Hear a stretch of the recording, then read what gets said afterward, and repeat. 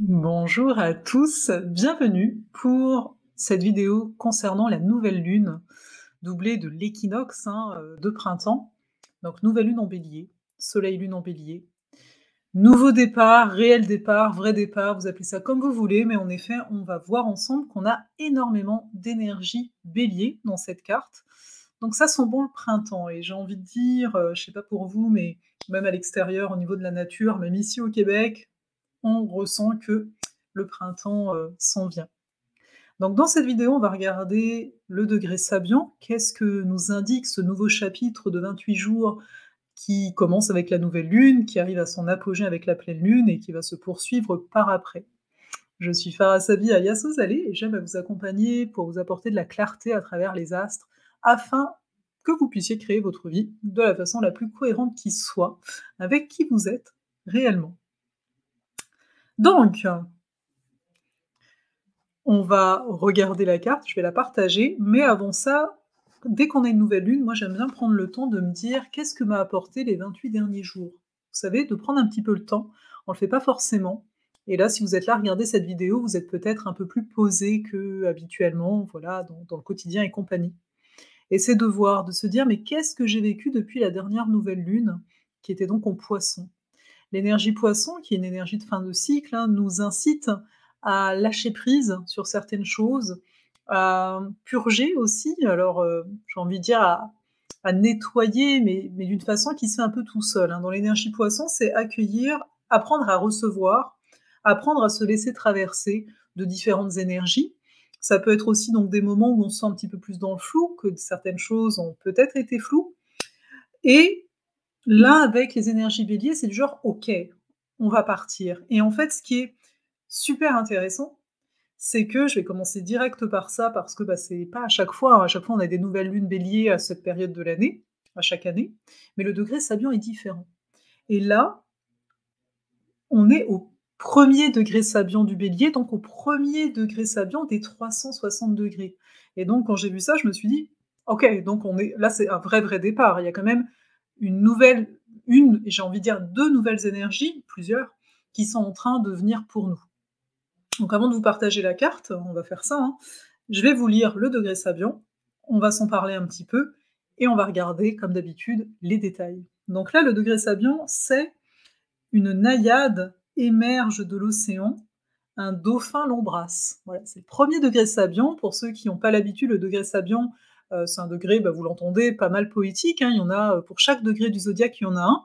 Certains vont dire que ça va être intéressant de regarder le degré Sabian de votre soleil, par exemple, ou des autres planètes, mais il faut voir que c'est, on va dire, une approche au niveau des signes du zodiaque beaucoup plus contemplative. C'est sûr que quand on a quelque chose comme ça, on est là d'accord, qu'est-ce que ça peut bien vouloir dire? Donc vous attendez pas à ce qu'on vous dise c'est droite ou c'est gauche. C'est une énergie beaucoup plus de réceptivité, beaucoup plus donc dite féminine en règle générale. Donc là, je le répète, une naïade émerge de l'océan, un dauphin l'embrasse. Sachant que c'est le premier degré du bélier. On a cette notion, la naïade, c'est quelque part un esprit des eaux. Là, il y a quand même ce côté un peu féminin, on sent qu'il y a une femme derrière. On est dans l'océan. On nous a pas dit émerge de la mer, on nous a dit émerge de l'océan. Ce que je trouve intéressant parce que, on peut vite faire l'amalgame de se dire, l'océan c'est la mer. Donc c'est féminin, c'est l'eau quoi. Ouais, mais on a dit l'océan. Pour moi, la différence ici que je fais, c'est que, l'eau, déjà l'océan, on entend l'eau, soit, céan, qui est présent. Donc il y a quelque part, pour moi, c'est comme si on émergeait, une conscience venait émerger de quelque chose, pour vous donner un exemple plus concret, c'est que, vous savez, on vit des expériences très matières et c'est comme si on se dit de ça nous arrive à tous, de cette expérience très matière, émerge une conscience qui n'est pas du tout matière. Ces fameuses prises de conscience. Moi, ça me fait penser à ça. Rappelons-nous que c'est le premier degré, donc en même temps, on se dit: «OK, donc là, ce qui est possible pendant ce cycle qui va émerger de nous, c'est quoi? C'est une conscience par rapport aux expériences qui vont être les nôtres» et on va les voir, des expériences pas mal dans l'initiative, pas mal dans l'action, parce qu'il y a beaucoup d'énergie bélier. Et la deuxième partie, on va pas l'oublier, c'est un dauphin l'embrasse. Alors on se dit: «OK, on a une naïade et puis là, on a un dauphin» et le dauphin ici, on s'entend, ça reste un mammifère en tant que tel, un mammifère qui est on a tendance à dire évoluer au niveau de ses compréhensions, de ce qui se passe et compagnie, et il vient l'embrasser. Il vient pour moi la soutenir. En tout cas, c'est ma perception. Si vous regardez l'ouvrage hein, sur les degrés sabiens, ils vont en parler différemment. Mais moi, je vois quand même un soutien, un désir d'union. C'est-à-dire que dans l'énergie poisson, juste avant, on est dans l'union totale, en fait. Hein. On est dans le tout, on est dans l'univers. Et là, c'est comme si on a deux parties, une naïade, un dauphin, partie animale, partie de conscience, mais qui va vers quelque part un humain. Et on se dit, il y a comme une volonté pour ce nouveau cycle de réunir toutes les parts de nous. D'arriver à réunir peut-être les rêves, les aspirations avec quelque chose de plus concret. Et en même temps, ce qu'on fait concrètement dans la matière, d'arriver à les relier à des choses beaucoup plus profondes qui parlent à notre âme. Donc voilà, donc on commence quand même un cycle avec ça. Et on va voir la suite. Alors, donc, donc ici, je vais vous mettre en plus gros plan la carte, hein, et moi je vais la regarder pour que vous montrer. Donc à droite, ici, donc on a le soleil, le rond avec le point au milieu, on a la lune, donc d'où le fait qu'on est en nouvelle lune. Hein. Les nouvelles lunes, c'est quand le soleil et la lune sont au même endroit. On part un nouveau cycle, la lune après, elle va continuer, suivez ma souris, la lune, elle va continuer sa course pendant 28 jours tout le long du zodiaque. D'ailleurs, quand on va se retrouver en face du soleil, là en balance, et bien ici, ça va être le 6 avril, ici en fait, quand elle sera là, sera la pleine lune, et puis elle continuera sa course jusqu'à la prochaine nouvelle lune qui sera, je crois qu'on en a une deuxième en bélier, si je me trompe pas, mais qui sera à la fin du bélier, enfin voilà, bref. Donc ici, ok. Qu'est-ce que ça veut dire si on sort du degré Sabian la nouvelle lune bélier, donc avec l'équinoxe. Donc l'équinoxe, c'est quand le soleil entre en bélier. Donc là, on part pour une nouvelle année zodiacale, on part pour une année où on nous dit, bon voilà, c'est les débuts, c'est les commencements, observez le printemps, vous comprenez, qu'est-ce qui se passe dans la nature? Il y a tout qui émerge, il y a tout qui sort, il y a les bourgeons et compagnie. Le fait est, c'est que d'une part, on est en nouvelle lune, et d'autre part, donc on est en nouvelle lune, et donc d'autre part, comme on est en nouvelle lune, donc on est en bélier et en nouvelle lune, pardon, et donc tout est en termes de germination en fait. Hein. Donc on est vraiment là quelque part, à chaque nouvelle lune, on est en mode on ne sait pas trop, il y a peut-être des idées qui apparaissent, mais elles n'ont vraiment pas de forme. Et là, avec le bélier, ça renforce ce côté-là. On peut avoir des impulsions, on peut avoir des élans, mais on ne sait pas du tout ce que ça va donner. Mais pour donc aller un petit peu plus loin, qu'est-ce qu'on voit aussi dans cette carte? C'est que, pas loin, on a toujours Neptune ici, hein, le trident, et pas loin non plus, on a Mercure en bélier. Donc ici, le Soleil et la Lune est entouré d'un côté de Neptune et de l'autre de Mercure. Mercure bélier, c'est pareil. Il est dans sa maison, enfin dans son signe, pardon, ésotérique. Hein. Il est en domicile en bélier d'un point de vue ésotérique. Donc ici, on est complètement en reliance avec, on pourrait dire, avec notre âme. Après, vous appelez ça comme vous voulez, certains l'univers, certains simplement l'inspiration, mais on est très en reliance à ça. Ce qui est accentué par le fait que Neptune soit là. Donc, qu'est-ce qu'on va dire dessus? Le bon aspect à ça, bien entendu, vous me voyez venir, le bel aspect, c'est de dire, on est inspiré, on a de l'élan, on a de l'énergie, on a l'impression d'être vraiment en connexion à la rivière des idées et de l'inspiration, et on peut ramener des choses, en fait, assez facilement. Ça, c'est le bon aspect.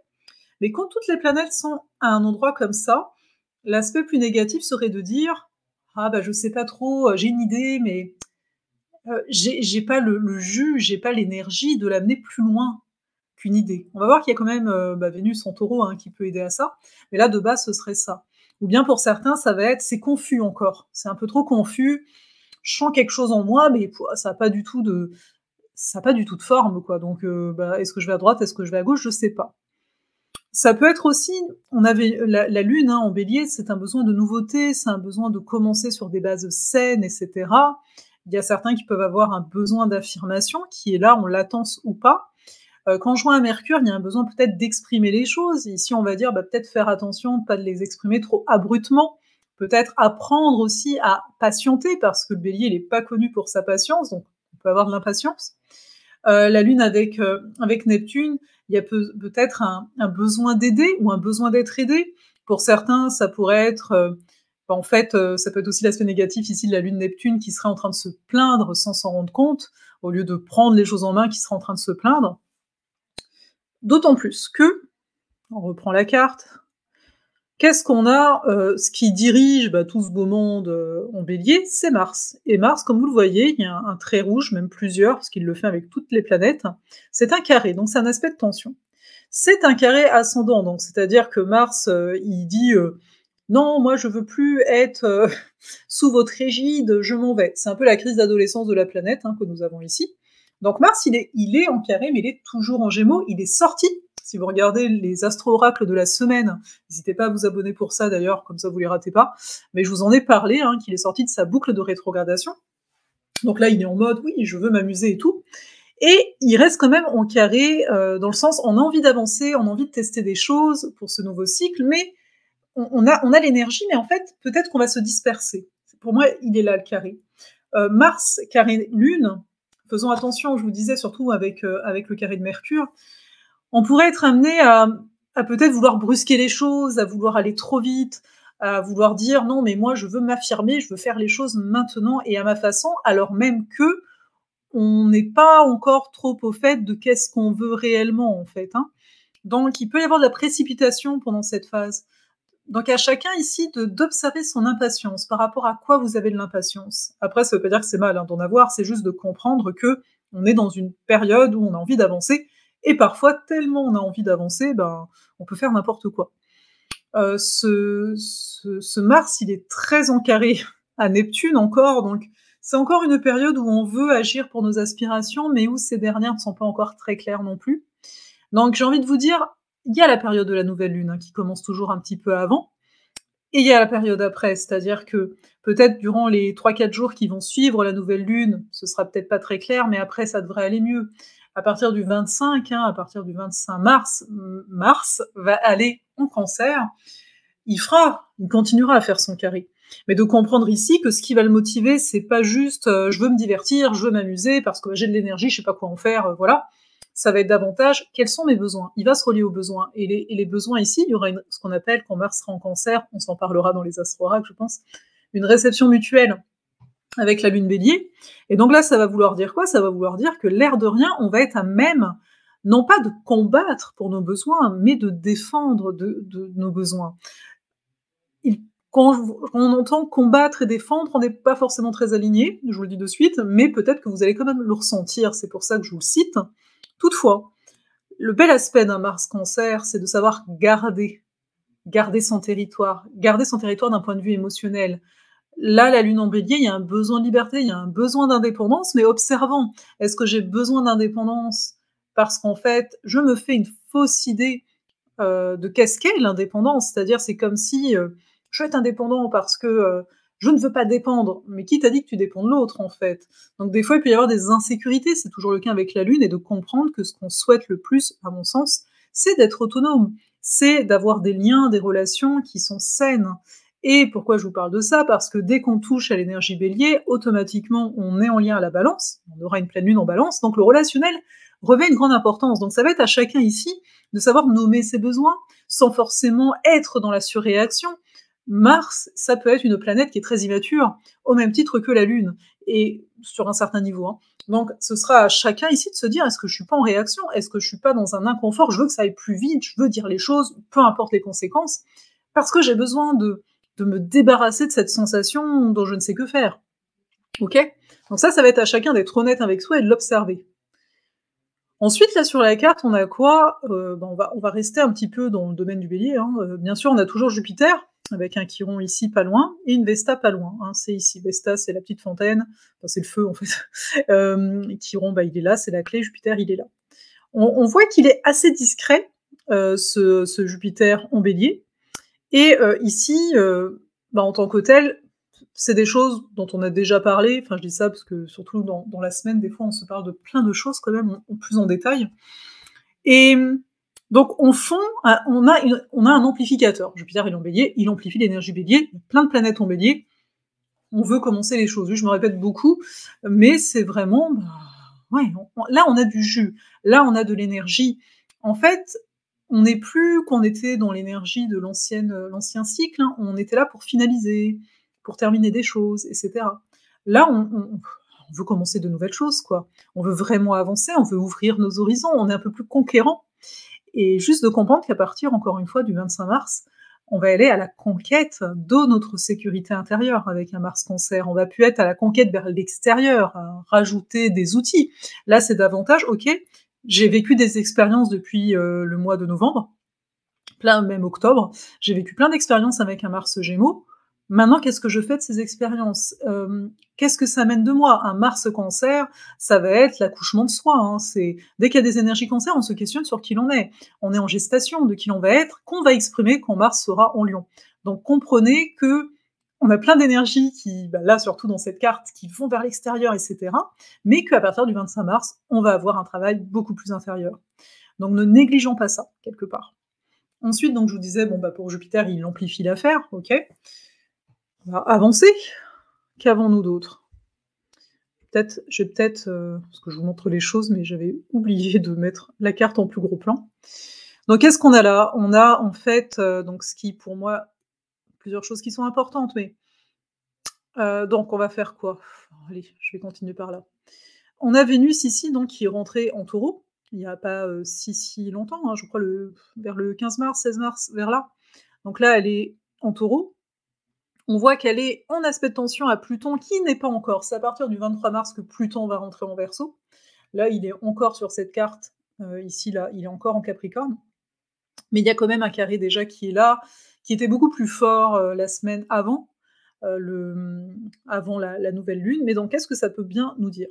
Là, ce qui est intéressant à observer, c'est de voir que Vénus, elle est à 5 degrés du Taureau, et le nœud lunaire, le nœud nord, il est à 4 degrés. Donc, on a une conjonction. Donc, ça nous indique quoi? Alors, je vous ai dit juste avant qu'il y a un côté très, on veut avancer, on veut faire des choses, mais on ne sait pas forcément trop vers où. Toutefois, Vénus, elle est en Taureau. Quand elle était en Bélier, juste avant, ben, on avait envie de goûter à de nouvelles choses. On arrive en Taureau, on est là, d'accord, j'ai goûté à des choses, j'existe, et cetera. Qu'est-ce que je garde? Hein, Vénus Taureau, c'est non pas qu'est-ce qui fait du sens pour moi, mais qu'est-ce qui fait partie de moi? C'est un peu qu'est-ce que j'ai pour moi? Certains vont dire, bah, genre j'ai tel talent, j'ai telle chose, et cetera. On est dans les ressources. Quelles sont mes ressources concrètes? On n'est pas forcément dans les ressources inconscientes, énergétiques, et cetera. On est très dans le concret avec une Vénus Taureau. D'où le fait qu'on parle beaucoup de territoire avec le Taureau ici. Et on a ce nœud nord, donc ils se croisent. Le nœud nord Taureau, donc ça fait déjà un moment, ça va changer à chaque fois que je vous le dis pendant l'été. On se fera un atelier sur les nœuds lunaires pour le changement, je vous préviens. Voilà, peut-être au mois de mai d'ailleurs, un petit peu en avance parce que ce sera en juillet, donc voilà. Et donc cette Vénus Taureau, elle nous demande, on peut le nommer comme ça, de faire ce tri-là, quoi, de se dire mais c'est quoi qui est pour moi, c'est quoi qui est là, parce qu'on a souvent une tendance à voir ce qui manque, ce qui n'est pas assez, ça pourrait être aussi du ressort du Taureau, mais là, elle nous demande de voir ce qui est là. Et le nœud nord, comme je vous le disais, donc on a beaucoup travaillé avec le nœud sud en Scorpion, à aller au-delà des dramas, au-delà de ce qui est compliqué, de revenir à quelque chose de simple, de revenir à des choses concrètes. Et là, les deux ensemble, ça nous dit bien, hey, on a envie de prendre plaisir simplement. On a envie de choses concrètes, on a envie de relations qui sont là, en présence. Et ce qui est intéressant, c'est que toutes les énergies bélier sont en mode à la conquête. Et Vénus, là, elle nous rappelle une chose, elle nous dit d'accord, mais tu dois faire des choix. Parce que le bélier pourrait aller dans n'importe quel sens, et la Vénus, elle dit, tu vas faire des choix. Et le nœud nord entouré, il te dit, tu dois faire des choix. Donc, en fait, c'est de voir pour chacun qu'est-ce qui est sain pour soi. C'est pas forcément sain, on le sait, en termes d'énergie, quoi, de courir à droite, à gauche tout le temps, comme le Mars ici qui est en Gémeaux, d'où le stress avec le carré qu'il forme au Soleil et à la Lune. Donc là, c'est de dire, ok, comment je peux prendre soin de moi? Comment je peux ralentir malgré toutes les énergies qui veulent aller plus vite? Il y a un retour à l'être. Alors, c'est sûr que ça va être un ouvrage, un travail qui va durer tout le long du cycle, mais on a ça avec nous. Surtout que on a toujours Uranus qui est en Taureau, je vais pas vous le refaire avec lui, mais cet Uranus Taureau, il nous dit bien qu'il y a des valeurs comme Vénus, elle revient, hein, chaque année en Taureau, mais là, ça nous dit, encore une fois: «Hey, il y a peut-être des choses qui ont changé en toi. Il y a peut-être des choses que tu vois qui sont instables, donc que tu as besoin de solidifier». Et sans oublier, parce que j'allais l'oublier, donc je vous disais, Vénus, elle est encore un petit peu en carré à Pluton. Ça touche encore le relationnel. Donc, il y a vraiment un travail sur euh, dénouer les nœuds, dénouer les choses. Vous savez, on porte pas mal de choses, ça peut aussi être ça, hein, c'est un signe fixe, hein, le taureau. On s'alourdit de pas mal de choses du passé, on s'alourdit de choses sur lesquelles on tient dur comme fer parce que ça nous a défini pendant un temps. Mais là, avec cette nouvelle lune en bélier, on nous dit bien, mais t'es quelqu'un d'autre en fait. Faut que t'arrêtes de t'attacher à ce que tu n'es plus. D'où le travail que va faire à partir du 25 mars ce Mars en cancer, qui va passer en cancer, et d'où le fait aussi qu'on va avoir Pluton le 23 mars, qui va passer en Verseau. Et là, il va vraiment enfin, quoique Vénus, elle va bouger, mais ça va vraiment accentuer ce carré en termes d'énergie taureau-verso, de dire, il y a des choses à renouveler, tu dois laisser mourir certaines choses. C'est comme si, j'ai envie de le dire ainsi, c'est comme si des fois, on voulait pas voir, ça c'est le côté du Neptune qui est toujours en lien à la nouvelle lune, on voulait pas voir que le monde il a changé. On a envie, alors certains vont parler de chimère, j'ai envie de dire, c'est-à-dire, il y a la technique neptunienne qui est alors oui, on va créer ci, on va créer ça, et ça va être comme ça, et je suis totalement hors de la réalité. Et puis, bah, il y a l'inverse qui est la fuite, le déni, oh non, je ne vois pas ça, ça n'existe pas, on va continuer comme avant. Donc c'est sûr que bah, les astres ne nous disent pas hein, la solution, parce que notre cerveau, il aimerait bien qu'on ait une solution, mais parce qu'il y en a plusieurs. Et la solution vient toujours des humains qui sont là sur cette terre, donc à chaque fois, ça revient un peu à la même chose. Comprends que tu n'es plus la même personne, traverse ce que tu as à traverser, parce que bah là, je sais qu'on est tous différents, on traverse pas forcément les mêmes choses au même moment et compagnie, et des fois on traversera jamais la même chose en fait hein, que l'autre, en termes de sensibilité, de subjectivité, voilà, de vie. Mais c'est de comprendre que ça vient de nous. Et pour moi, cette nouvelle lune, avec cet équinoxe, nous le dit, quoi. Là, c'est bon, on part pour vrai, là, ça suffit de trimballer toujours les mêmes choses. Alors vous allez me dire, oui, mais c'est toujours la même chose, non? On a toujours du transgénérationnel qui traîne, de ci, de ça. Oui, mais c'est pas pour autant que tu dois t'attacher à ça. Hein. L'énergie bélier, elle te dit, mais voilà, je t'enlève tout ce que tu crois sur toi, tout ce que tu te racontes sur toi, je t'enlève tout ce que tu as, limite la maison où tu es, le métier que tu as. Tu repars comment, tu vois? Et ça fait du bien de faire ces resets, je trouve, intérieurs, comme un ordinateur, oui, parce que on s'attache. On s'attache beaucoup trop à certaines choses et parce qu'on s'attache à ça, on n'arrive pas à voir autre chose. Donc ça va être un peu pour moi, à mon sens, quand je dis ça, un des ouvrages qu'on va devoir faire pendant ce cycle, en fait. Comment je me réinvente? Et puis, bon, il y a Saturne à 1 degré des poissons, qui lui est en bel aspect à Vénus. Je vais peut-être vous le montrer mieux, là.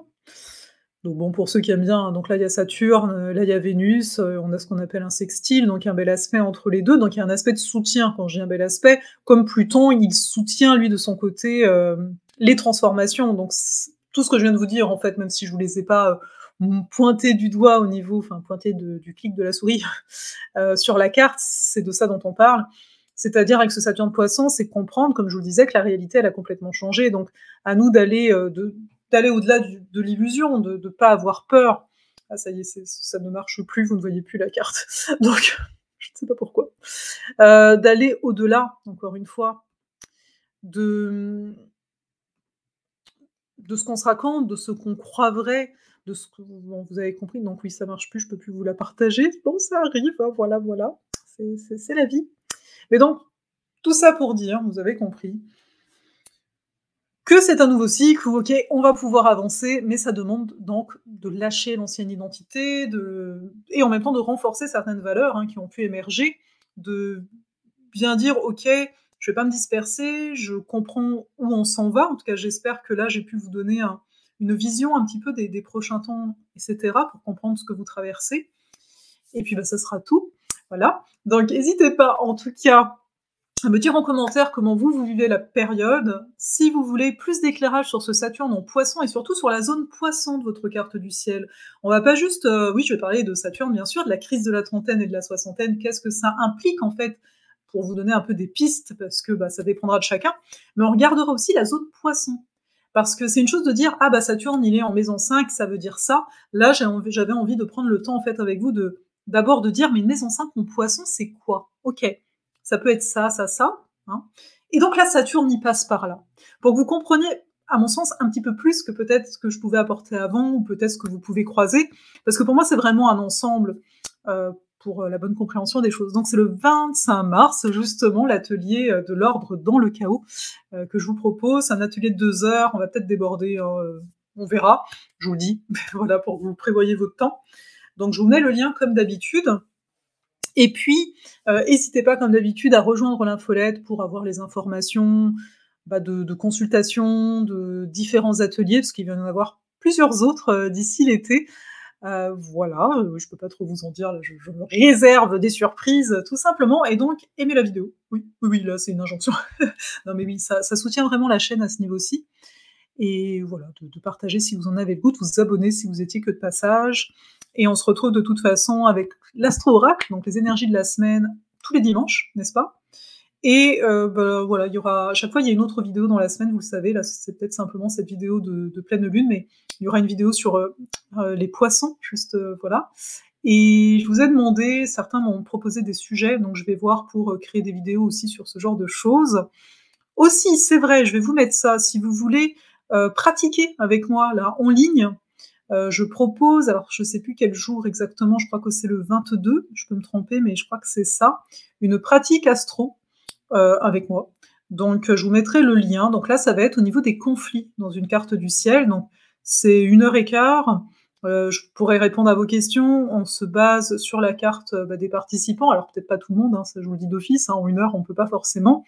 Mais on va regarder un peu la dynamique des carrés dans une carte pour mieux les comprendre. Et voilà. Donc, ça me fera plaisir de vous y voir. Si vous avez le goût, je vais vous mettre ça. C'est vrai que j'ai tendance à pas en parler, j'ai tendance à oublier. Prenez soin de vous et à tout bientôt.